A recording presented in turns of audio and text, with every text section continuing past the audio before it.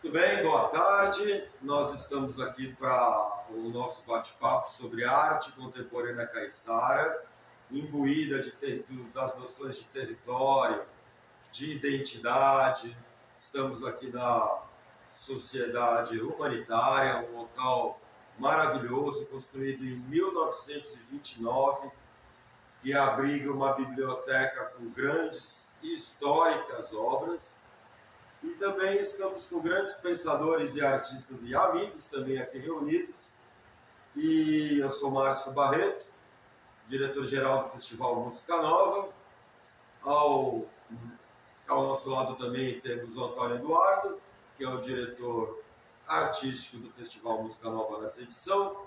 E eu gostaria, então, para começar, que cada um se apresentasse e falasse um pouco, em voz alta, da sua obra, da sua pesquisa em relação à arte contemporânea caiçara, ao que vivemos. Obrigado.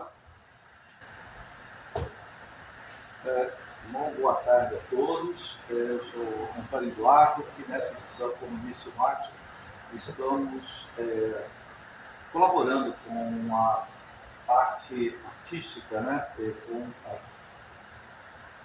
Evidentemente com a colaboração dos demais intelectuais e produtores musicais, e produtores, né, de arte da nossa região.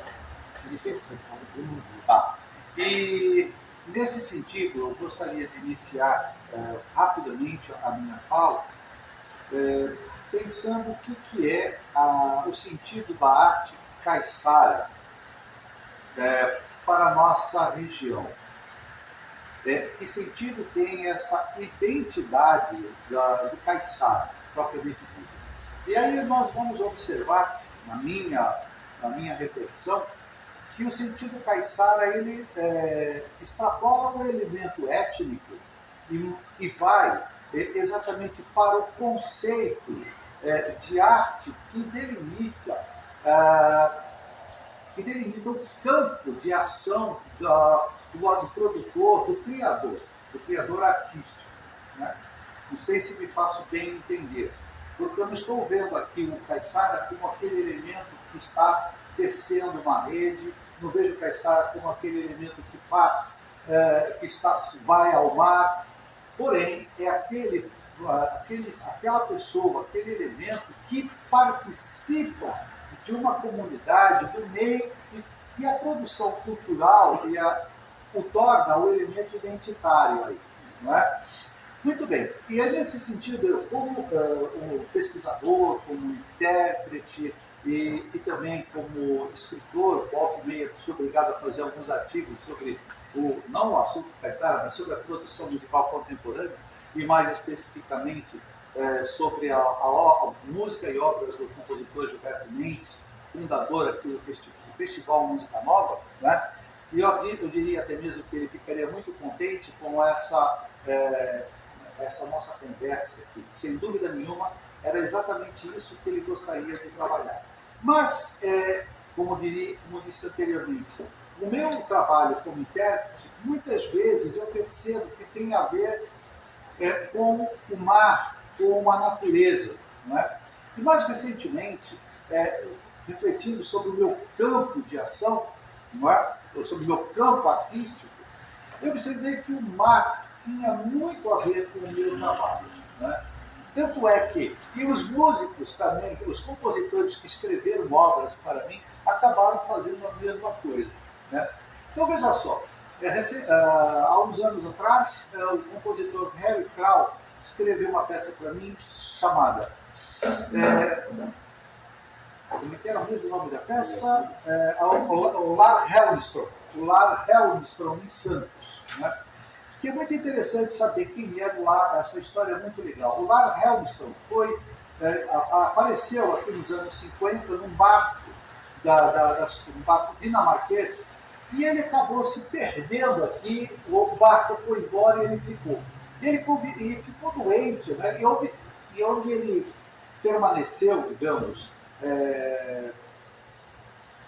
hospedado, não era lá um recinto de boa, né, digamos, de boa hit, né, porque era o chamado bafom da prostituição, e as pessoas que lá viviam, e os marinheiros que lá estavam, eles conviviam nesse meio propriamente dito. Muito bem. Ele ficou lá algum tempo, foi assistido por algumas pessoas, mas acabou ficando doente. Quando ele ficou doente, é que ele voltou para a Dinamarca. Tá? Bom, mas isso é apenas para ilustrar esse trabalho que eu tenho feito. Outra vez, um outro elemento foi um outro compositor, que é o Ricardo Takuchian, que escreveu uma peça para mim chamada Leblon à Tarde, Leblon, Rio de Janeiro. Né? O Paulo Costa Lima, professor da Universidade Federal da Bahia, escreveu numa peça chamada Eis Aqui, e o Vassourinhas, né? Escreveu 2 peças para mim.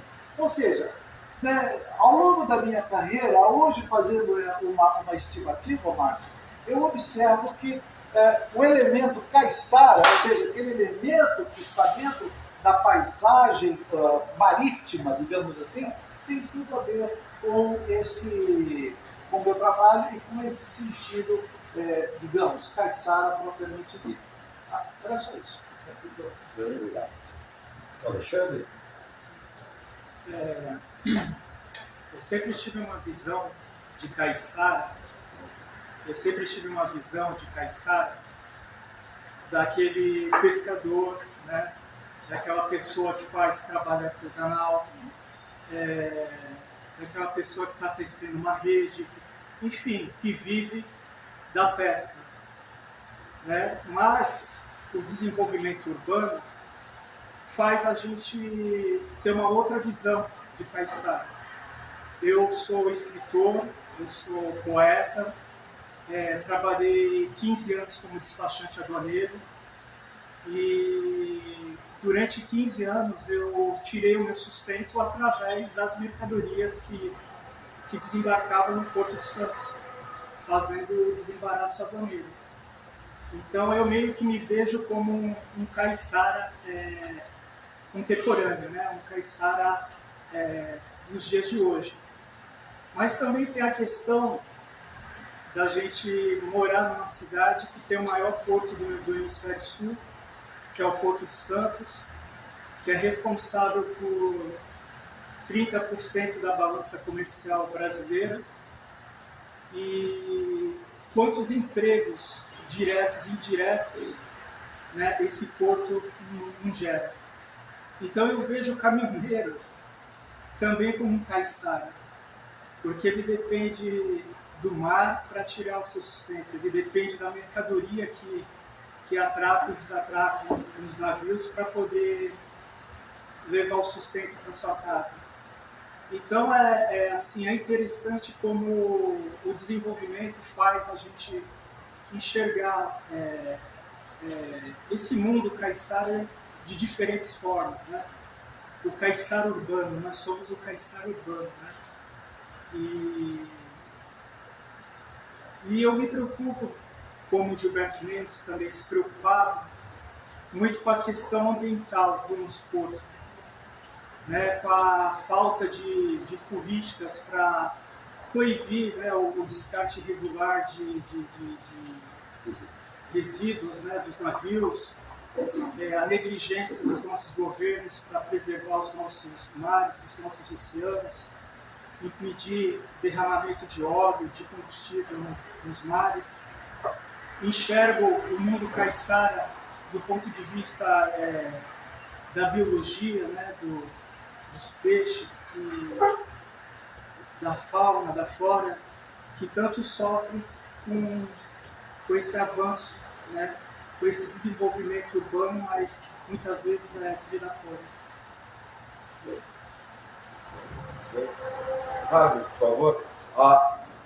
A Carmen está também no segundo lançamento do seu livro, chamado Almadeira, um livro que tem uma curiosidade também, além de belíssimos e importantes poemas de luta e engajamento.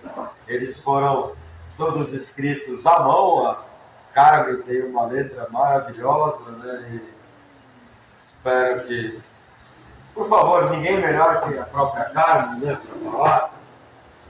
Bem alto. Né? falar um pouquinho rapidamente sobre mim.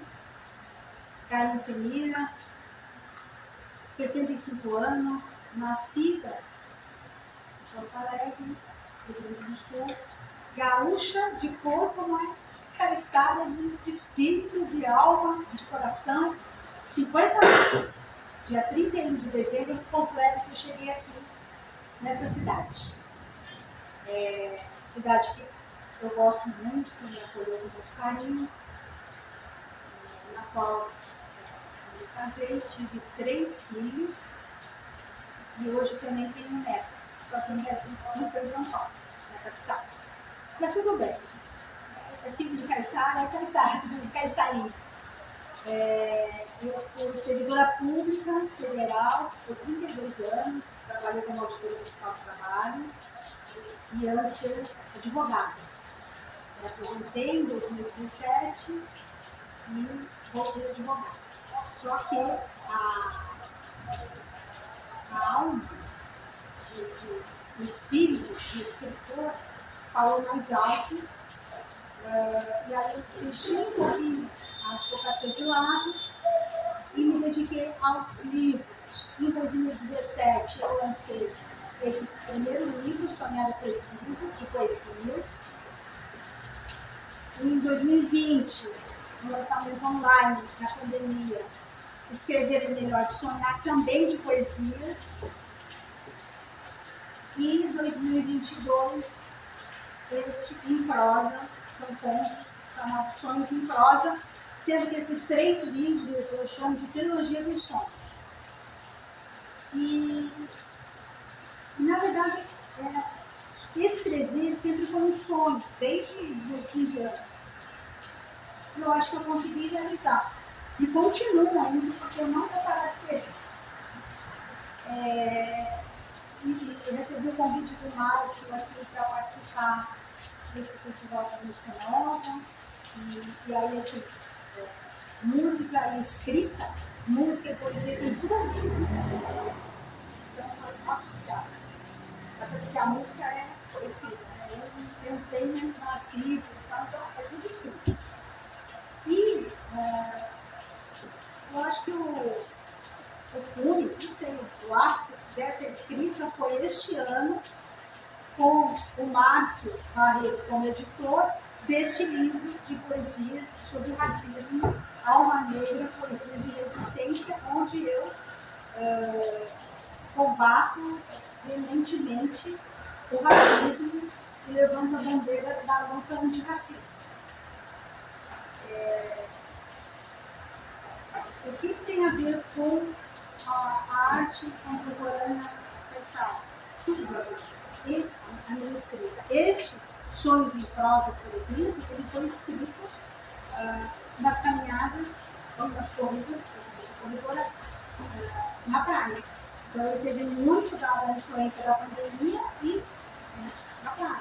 Onde eu ficava recluso, tem texto aqui que se chama, por exemplo, A Insônia Anunciada, que é aquela insônia depois da pandemia, e aí acabei escrevendo este texto e outros textos também.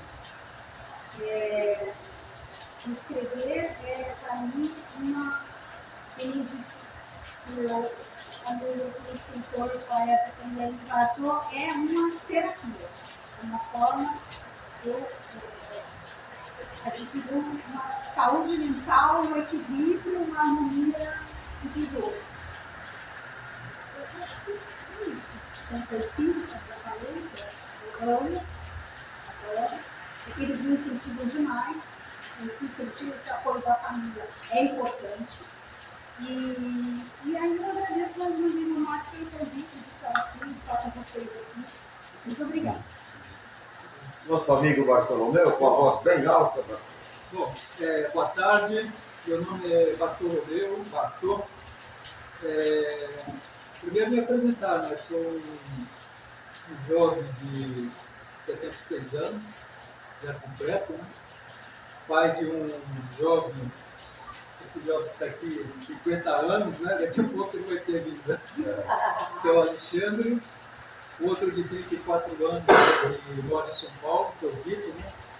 estudou em Santos, depois teve que se mudar para São Paulo, né? Pode em 2010, 2011 está em São Paulo, trabalhando e lá até hoje. O Alexandre, aí eu tenho uma neta, né, de 14 anos, né, que é a filha do Alexandre. Muito talentosa já. Muito talentosa, desenha, lê, enfim, estuda. E o Miguel, que é o mais novo da família, agora vai fazer já 10 meses, né? 9 meses, já está engatinhando já, daqui a pouco está lá. E aí, a minha trajetória é o Porto, né? Onde eu serviço militar em 68, eu venho da Bahia, né? Comecinho dos anos 60, chego aqui com 10 para 11 anos, exilado pela seca, né? Prolongada lá onde morávamos, né? A minha mãe não teve outra alternativa a ser eles colocaram 7 filhos no caminhão para o Iará e tentar a vida aqui, porque lá já há 2 anos, mais de 2 anos que chovia no dia, para quem vivia da lavoura, né? De outro jeito, e aqui estou há 66 anos. Não perdi a raiz né, do meu estado, a Bahia, né? Eu tenho agora no começo do ano, retornar lá, e já retornar no Porto Rico, né? Tenho essa trajetória toda, trabalhei 26 anos de Porto, onde os 26 anos de Porto, apesar de ser inicialmente um trabalho na sala, mas me deu uma amplitude, né? Nós estávamos num período de ditadura militar. Então, Porto, para mim, foi alguma válvula de liberdade, de eu ver navios transitando, de eu ver o oceano, de eu ver o mar. E a partir disso, a praia para mim tem outro sentido, de eu ver bandeiras de outros países. Depois, os antigos, retornando, né? Uma semi-anistia em 68. Não para voltar ao sindicato, mas para voltar ao trabalho, né? A voltar à categoria. E com esses companheiros também aprendi muito, aí eu vim entender qual era que o regime era mais grave do que todos nós pensávamos, porque quem não tinha engajamento, né? Quem não era estudante, quem estava engajado, que estava na universidade, que era dirigente sindical, ainda a televisão nos vendiam, né? Que era a beleza do Paraná, das cataratas e tudo. E de vez em quando você tinha acesso ao jornal, de vez em quando você via que ele vinha com a receita de bolo, aquela receita de bolo que foi censurada daquela página, aí você vai ter entendimento. E aí eu chego em Santos no analfabeto, não, 10 anos. A prioridade lá no interiorzão da Bahia não era estudar, era sobreviver. Isso na década de 60. A obrigatoriedade do ensino passou a ser a Constituição de 60, de 88, né? E, então, aqui eu chegava numa rua, eu estou dizendo tudo isso para falar o que tem a ver com pensar. Aí, quando eu chegava numa rua, eu olhava para aquela placa lá, e falei, caramba, acho que tem um nome de rua, mas que rua que é essa? Então, sempre, desde muito jovem, muito pequeno, eu sempre soube a importância da educação. E os que, de uma forma criminosa, né, negam a educação, também sabem a importância dela. Só que sabe que nega, né? Coloca dificuldade. Então, com todas as dificuldades, aqui em Santos eu fui fazer o ensino primário, que antes era o ensino primário, os 4 anos. Depois você tinha que fazer, se você continuasse, você tinha que fazer uma admissão para entrar no ginásio. Fiz a admissão para entrar no ginásio. Quando eu fiz a admissão para entrar no ginásio, eu já trabalhava mais horas, trabalhava 10 horas por dia, trabalhava das 7 às 19, saía, pegava a bicicleta e ia direto para um ginásio, para uma escola chamada Luiz de Camões, que coincidentemente depois eu descobri que era da família Teixeira, que ainda não tinha a universidade, da família Teixeira, com um professor chamado Tex. Aí só depois que os Teixeira compram, né, o Monte Serra antigo, e do Monte Serra antigo hoje é que nós conhecemos a universidade. Então toda essa história eu vivi aqui em Santos aqui. Mas quando eu saio ainda morando na Bahia ainda, como que as mães, as minhas ancestrais, as minhas bisavós, a minha lavavam a roupa. Um determinado dia pegava a roupa, né, uma bacia de roupa suja, juntava 3, 4 mulheres e iam para o rio lavar aquela roupa. E lá passava o dia todo, porque lá lavava a roupa, lá já deixava assim, enxugando, né, aproveitando o sol. E as crianças menores iam com elas para o rio, lavar a roupa lá. Só que eu não ia lavar a roupa, eu ia para lá para pescar. E aí já tinha a técnica, que depois eu descobri, não era a rede. A técnica para pegar é o seguinte, é como se fosse um balaio feito de palha. Você fazia aquele balaio e colocava ele num lugar estratégico para o peixe ficar encalhado ali. Né? Não tinha redes e essa violência do peixe ficar preso. Então você tinha todo um cuidado, até porque aquele cuidado que você tinha era garantir ele da espécie não ter existido. Então tínhamos todo esse cuidado. Hoje eu passo na praia e vejo 4, 5 corvetas lá jogando rede, depois você vai caminhar na praia, você ainda põe o pé naquele barrinho que eles não aproveitam, e aí só que o bichinho ainda está morto, na área traseira para a areia da praia. São as consequências disso aí. Então, para mim, já nesse aprendizado lá, para mim já era um aprendizado caiçara, mesmo que a minha intuição, o meu conhecimento não me apontasse para aquilo, para se apontar agora. E aí, mais do que ter tudo isso, que o professor aí colocou muito bem, no tempo desse eu lia, né, que, como eles falavam, né, que o índio índios são indolentes, o negro é indolente, né, e o caiçara também.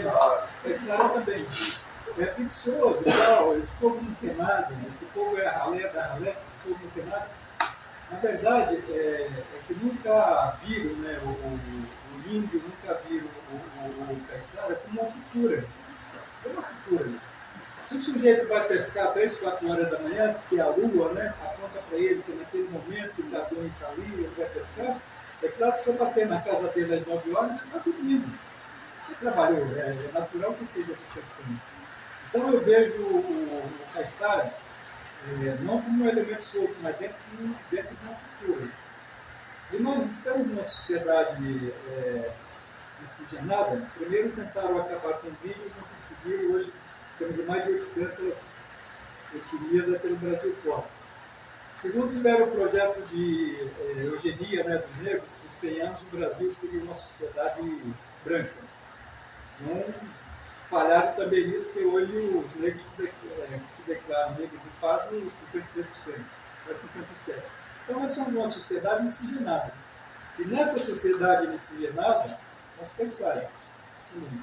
E aí tem o branco, desse mesmo sangue tem o branco, tem o índio, tem o negro.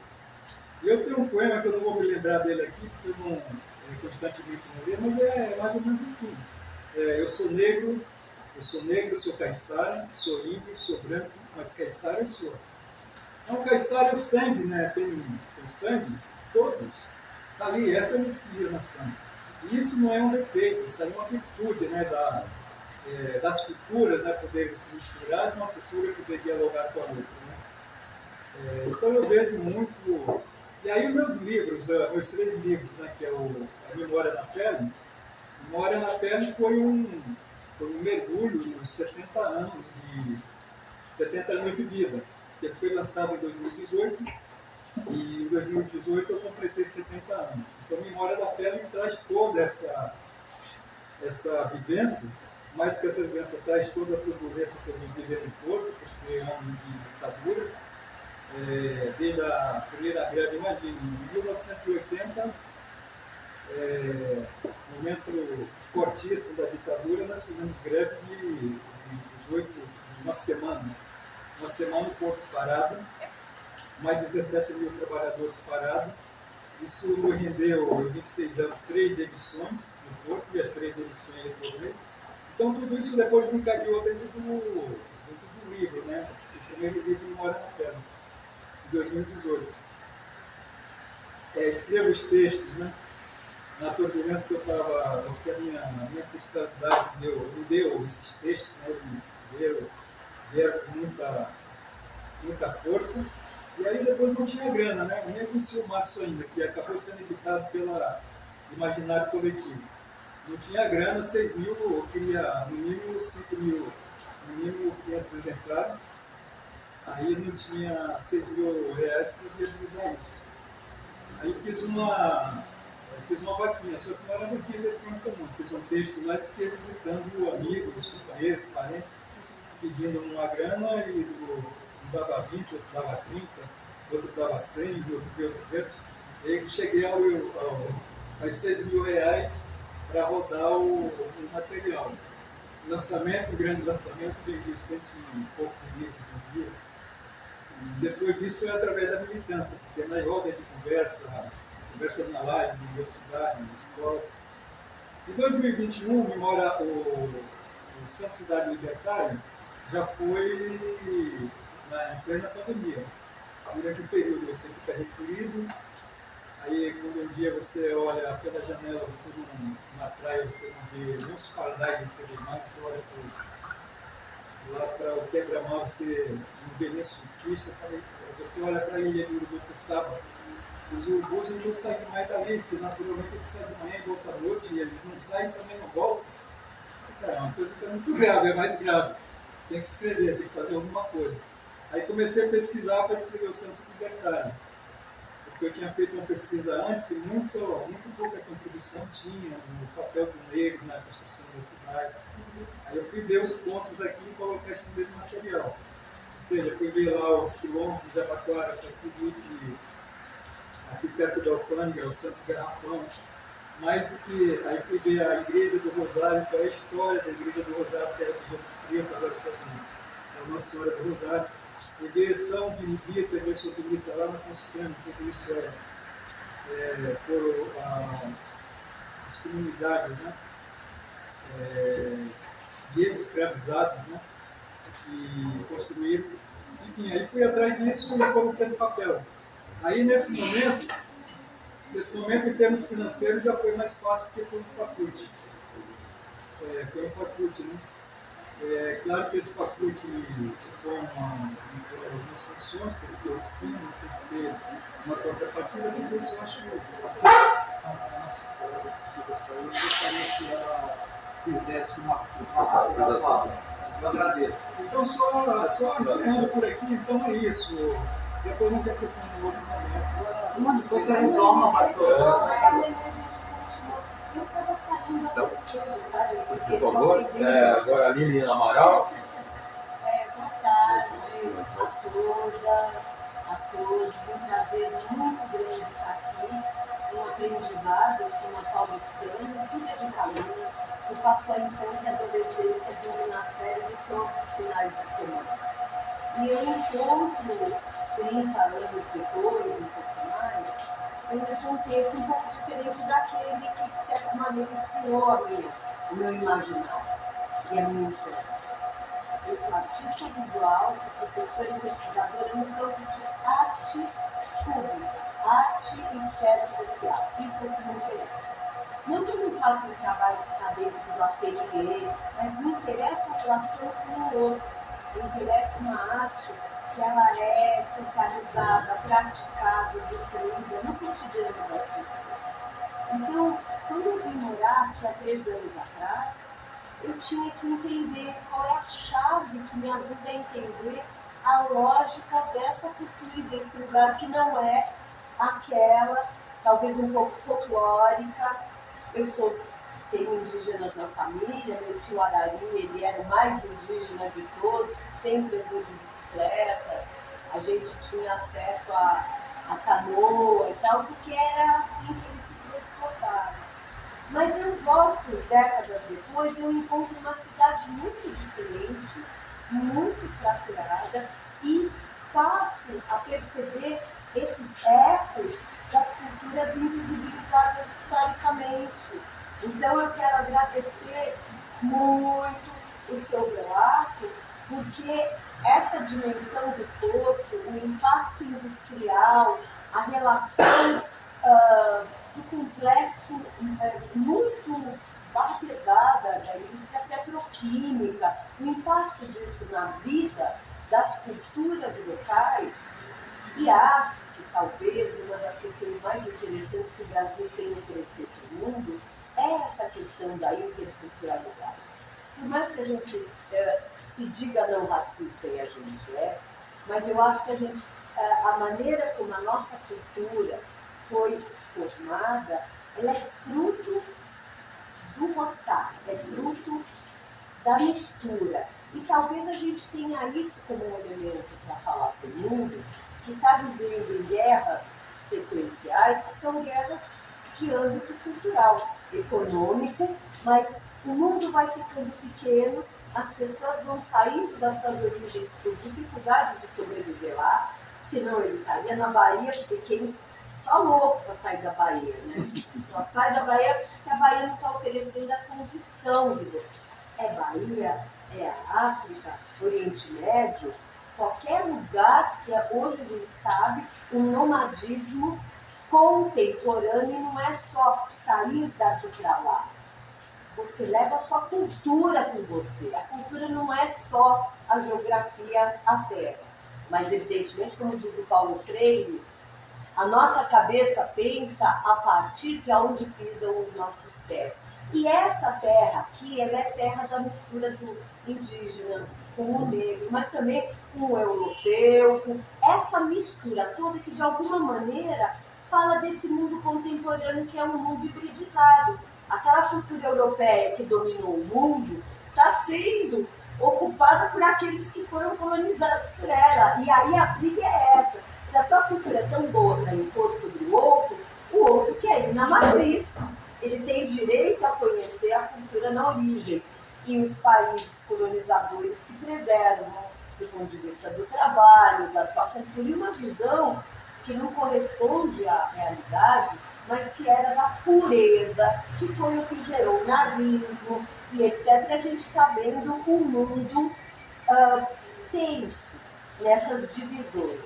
Então, a mistura, essa cultura caiçara contemporânea, ela é absolutamente inspiradora, por mais difícil que seja, pensar, entender e traduzir a diferença cultural como potência existencial.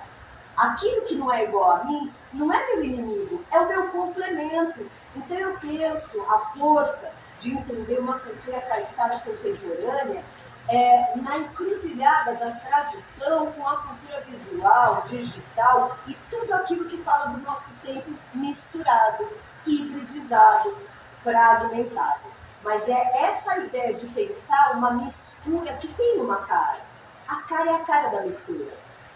Ela é que traz uma força por ela vir junto à resistência, à luta, a sobrevivência com a relação harmônica com o meio ambiente. Então, tudo que me antecedeu, eu agradeço as falas todas, porque trazem a percepção da importância do legado, todo esse legado negro, indígena, da mistura, que faz sentido para entender que nós somos fruto das misturas. E a mistura fala do tempo contemporâneo. Então, o que a gente tem a dizer nesse mundo que tenta separar as coisas em gavetas, quando, na verdade, talvez o nosso papel seja ser o cupim cognitivo, aquele que perfura as gavetas para transitar entre todas as áreas do conhecimento. Então, é muito poderoso pensar uma cultura caiçara sonora, visual, textual, corporal e ambiental. É nesse contexto de entrelaço do que a gente entende como paisagem cultural, que não é a paisagem geográfica, botânica, mas é toda essa mistura que não é fácil, não é uma tarefa simplesinha, e é esse esforço da gente se escutar aquilo que me complementa, que às vezes eu tenho que fazer um esforço para entender justamente porque a minha matriz cultural me faz entender aquilo que tem de uma determinada herança. Então, estar nesse lugar é extremamente motivador, inspirador, agradecendo, tenho que dizer sempre, as duas pessoas que me acolheram e abriram os caminhos para eu entender e me aproximar como artista visual, contemporânea, mas trabalho com interdisciplinaridade. Márcio Harum, que a gente brinca de criar uma categoria que é o caiçara raiz, o neo-caiçara e o caiçara em trânsito. Vamos dizer que o raiz está aí. Hã? Você está onde? Eu sou neo. Eu estou chegando. Pode ser que eu fique em trânsito se eu voltar para a minha origem paulistana. Esse é o trânsito. Ele é daqui, ele foi constituir a vida dele fora daqui, e ele vem, ele volta, ele retorna. Mas ele tem um pé no mundo, ele é muito do mundo, circula, tem uma cabeça, uma experiência que, embora tenha essa raiz, ele fala desse lugar, mas tem toda uma experiência de quem também circulou por outras culturas, e aí quando volta, já volta com outras camadas. O Márcio sendo aquele que é daqui, aqui, fica, estuda e se esforça nesse lugar que a gente chama do roots, do raiz, e eu, aquela que de alguma maneira tem uma sensibilidade para entender, se reconhecer por conta dessa relação com família, mas que precisa da colaboração de quem está agora construindo a cultura do lugar para me facilitar o entendimento dessa mistura e dessa complexidade, que fala do tempo contemporâneo, então é um desafio para o mundo. Por isso, como eu acho que tem uma questão que é da gente se escutar um ao outro aqui, para se reconhecer na diversidade imediata, mas também pensar a cultura litorânea ameaçada pelo turismo transnacional, ameaçada pela especulação imobiliária, ameaçada pelo capital, não só no Brasil. Então, por isso que a gente fez um seminário local, escutando quem é do patrimônio, quem é da prefeitura, quem está atuando aqui no território, para a gente entender e olhar afetivo e criticamente para um Parque Valongo, por exemplo, o que é isso, para que serve, para onde vamos. A gente criou uma oportunidade de escutar o poder público, porque a gente... Não, ótimo, mas o objetivo da negociação, a escuta, é importante quando a gente está falando de interculturalidade. Negociação é fundamental. Então, nós queríamos ouvir para entender todo esse investimento no centro histórico, que é o fígado, ou o coração, ou o cérebro da nossa identidade. Aqui é uma flecha que se coloca em cima de uma memória que ficou relegada, o patrimônio que ficou relegado. Por 3 décadas, esse centro histórico foi esvaziado. Então, toda a especulação foi para a orla e a gente vive um momento especial, acredito, de ter um desejo, de fato, de reocupar a cidade, e o objetivo da gente também estar aqui numa coletividade, não entendo nada que não seja dessa forma, coletiva e co-elaborativa. A gente trabalha junto, a gente pensa, co-elabora. Se não um pensa e outros trabalham, isso se chama exploração. O artista que pensa e oferece uma oportunidade para a comunidade participar da ideia dele, está manipulando a comunidade. Então, como pensar, fazer, ou sentir pensar, né? Sentir pensante, como pensar junto, fazer junto. Essa ideia da gente investigar e pensar um inventário participativo, contribuindo com os parâmetros do IFAM para entender essas culturas caiçara contemporânea, é um dos objetivos do seminário Laboratório Nômade, que a gente quer olhar também a comunidade, a terra, desde o mar não como um acessório e um adjetivo, mas como uma fonte de vida e de daí a questão do mar que patrocina, por exemplo, o seu vínculo, quando você fala essa relação com o mar, ela é fundamental. Então, não só como o horizonte, mas a partir do mar, como o mar vê o território com toda a sua bagagem, trânsito e as camadas de colonização. Tudo isso é misturado, não é fácil, mas é processo. Por isso, acho que a gente tem se encontrado com frequência em várias ações, porque no fundo é um coletivo que está preocupado com pensar, definir, fazendo junto. É isso. Acho que é assim. Agora, passo a palavra para o Márcio Haron e logo em seguida para o Antônio Carlos para finalizarmos a nossa conversa. Olá, meu nome é Márcio Haron, eu sou curador de artes visuais, venho trabalhando no campo da educação, tecnologia e, de uma certa maneira, também programas públicos. Sou nascido, crescido em Santos, morei mais da metade da minha vida agora fora de Santos, então, por isso que a Lília menciona que eu sou aquele que retorna, né? Aquele que é o filho pródigo, e, de alguma maneira, nessa temporada que eu estou passando aqui, que fazia muito tempo que eu não pesquisava, em que eu não mapeava manifestações e ações artísticas na Baixada Santista, né? Isso ocorreu sistematicamente entre 2008 e 2009 por um programa cultural chamado Rumos Artes Visuais. Então, naquele período, quando a gente se conheceu, né, Márcio? Conheci várias frentes de trabalho de experimentação artística do Márcio com artistas da Baixada Santista naquele momento e muitas outras pessoas que ainda estão em atividade aqui na região.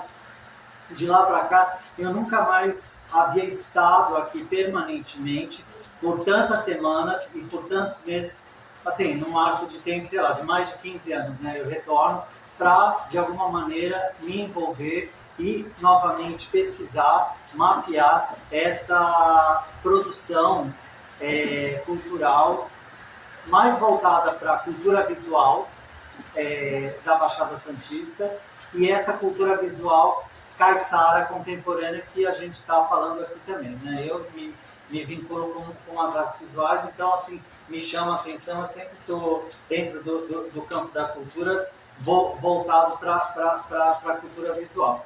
E, de uma certa maneira, pude realizar recentemente na Pinacoteca Benedito Calixto, aqui em Santos, um programa de formação novo, recém-implantado da Secretaria Estadual de Cultura, que é o CULT SP Pro, onde eu pude ter contato dialógico nessa proposta formativa com artistas da região. Então, a gente tinha artistas do Guarujá, Praia Grande, São Vicente, Santos, Cubatão, o que foi muito gratificante e, de certa maneira, eu pude atualizar essa pesquisa que, vamos dizer assim, não foi continuada metodologicamente, mas que, de alguma maneira, assim, freestyle, espontânea, natural, eu ando retomando aqui nesse período que eu estou passando por aqui, né? Então, de uma certa maneira, é um período que eu fico aqui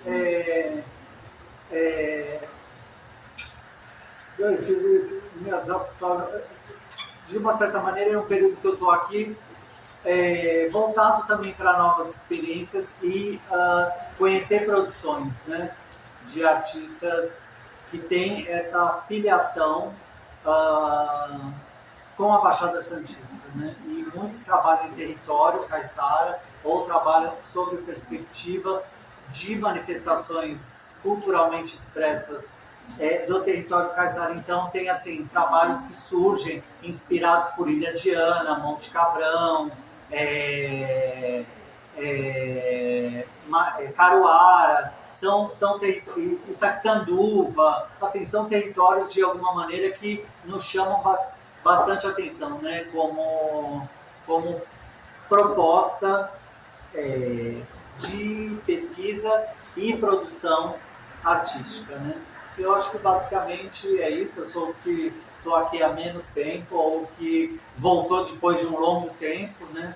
Para pensar, para colaborar, para poder participar de ações e projetos na área de cultura e artes visuais.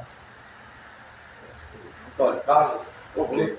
Primeiro, me apresentar, sou Antônio Carlos Desidério, diretor cultural aqui da Sociedade Humanitária. Sou empresário, muitas pessoas me conhecem, empresário, sou jornalista também, atuante. Eu acabei assumindo agora como diretor cultural, era diretor em outra área, e eu percebi nós estamos carentes, a cidade está carente de espaço. Eu estava viajando aqui com cada um dos senhores, poeta, escritores, músico, personalidade que me encantou de ouvir. Queria falar um pouco de Caiçara antes. Caiçara, eu sou Caiçara, nascido, criado, iniciei minha vida toda. Quando se fala Caiçara, como a Lília falou, Calunga, é pejorativo para a maioria das pessoas. Por quê? Fala Caiçara, aquele preguiçoso, que não quer trabalhar, que não... Antigamente era assim, há 100, 200 anos atrás. Mudou tudo. Somos Caiçara, estamos aqui à beira-mar. Calunga, as pessoas não conhecem, as pessoas lá de São Vicente.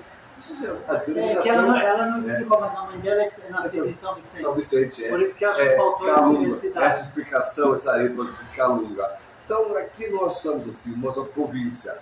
Santos, aqui região, é uma província. Cada um tem ramificado, Caiçara, Calunga, mas quando se fala, esse lado pejorativo, não é isso. É legal estar explorando isso.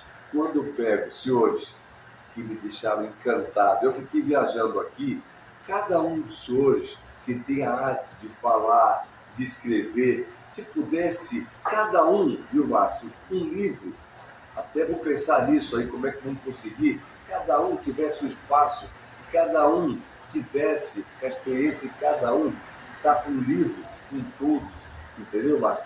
Está explorando isso. Eu também falei com o Márcio, nós estamos liberando aqui, eu quero um ponto de encontro com poeta, escritores, músico.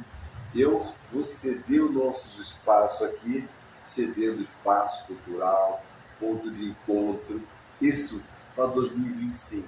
Mas eu queria falar um pouco mais do que nossa proposta. Aqui, alguns dos senhores talvez conhecem, alguns não, infelizmente, porque não é de conhecimento e anda. Aqui nós tivemos Martim Fontes, médico, que atendia aqui no nosso prédio. Na década de 40, 50, tinha um gabinete que atendia aqui as pessoas carentes. Ele atendia aqui, eu tive oportunidade, depois gostaria da convidar os senhores para conhecer. Nós estamos ativando isso. Olha que coisa legal. Quando eu falo isso, para atender o público carente, nós vamos para os médicos aqui, 2 vezes aqui por mês, conseguir revitalizar, fazer essa ação. Vai ter médico, conseguir também médico que vai ser prescrito, remédios que vai ser prescrito também, se vai ser atendido gratuitamente. O que é isso? Voltar ao que era.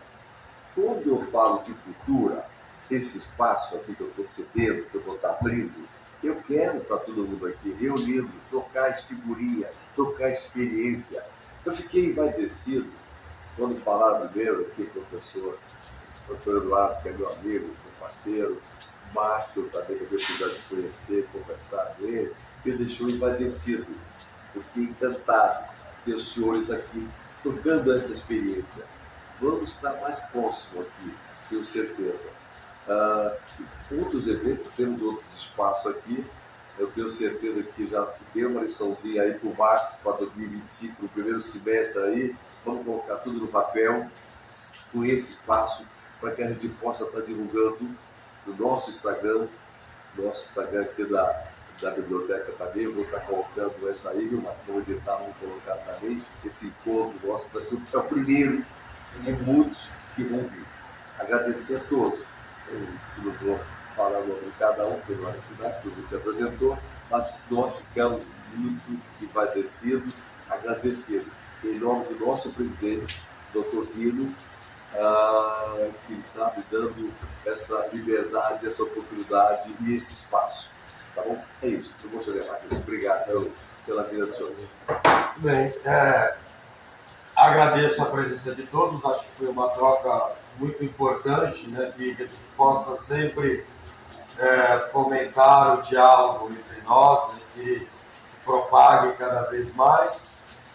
E é isso, amanhã temos um pouco mais de atividades Obrigado a todos. Beijo.